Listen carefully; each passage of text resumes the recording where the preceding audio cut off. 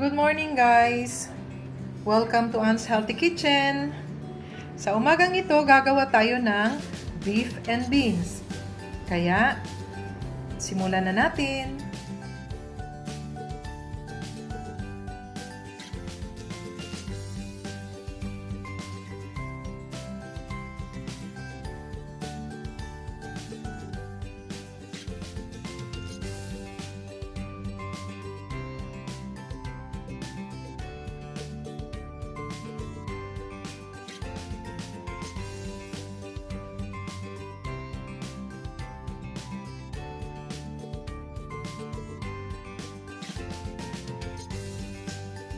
These are all the ingredients for the beef and beans.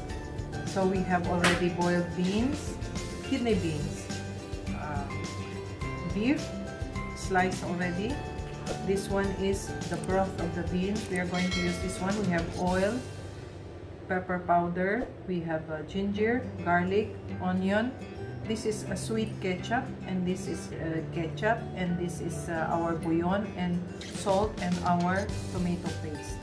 Okay, so maglagay lang tayo ng kaunting oil. And then, we are going to put our garlic.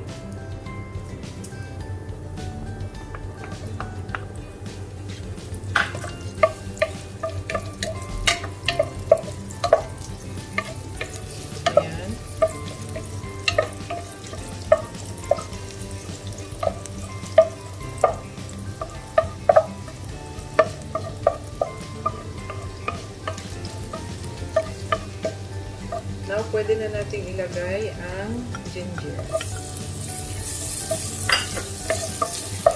Mas masarap pag may ginger kasi nakaka-alis siya ng lansa ng ating beef.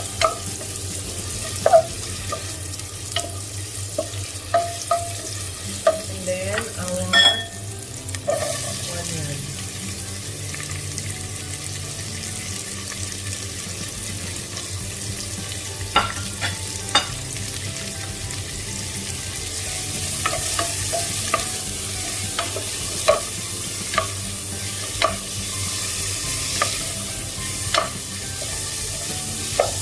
2 to 3 minutes muna ito natin gawin. Okay? Para maging translucent ang ating onion.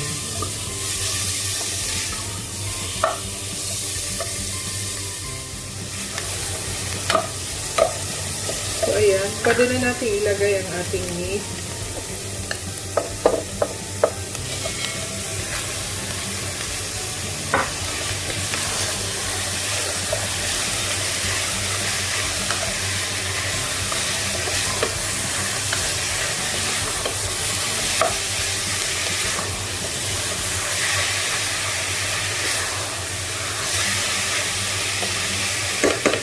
Hayaan muna natin siya 3 to 5 minutes, ganyan. Pero halu-haluin natin.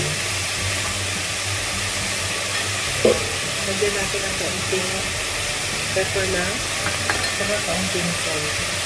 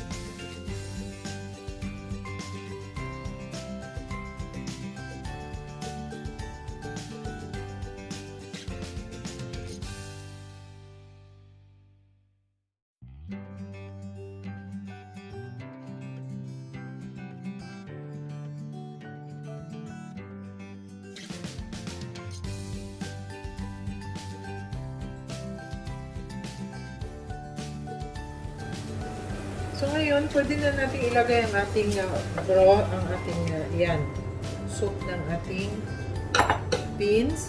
At saka maglagay pa tayo ng kaunting water. Ayan. And then, hayaan muna natin ito na lumambot. Lagyan na natin ng kaunti uling pepper. And then, ang ating Maggi buyon at saka kaunting salt. Okay? Ngayon, takpan na natin ito pa.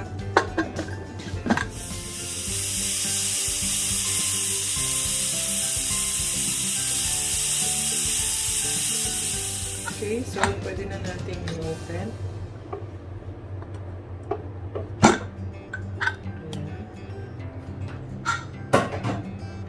Tingnan natin kung malambot na yung karne.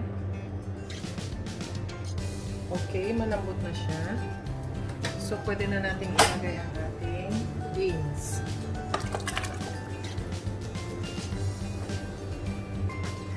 Ganon din ang ating tomato paste at saka ang ating sweet ketchup.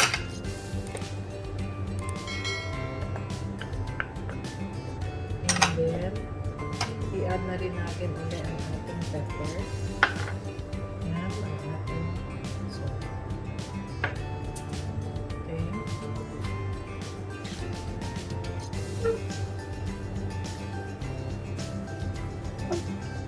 Ayan, muna natin itong mag-boil. And then, balikan natin. At saka titikman natin ang kanyang lasa. So, ito na. Luto na siya at saka napakasarap na. Tamang-tama lang ang kanyang asin at saka yung kanyang pepper. So, pwede na tayong kumain together with rice. So, guys, ito na ang ating beef and beans. Okay? So, kung nagustuhan nyo ang video ito, subukan ninyo itong gawin at mapaparami ang kain ninyo ng kanin. Okay? Bye!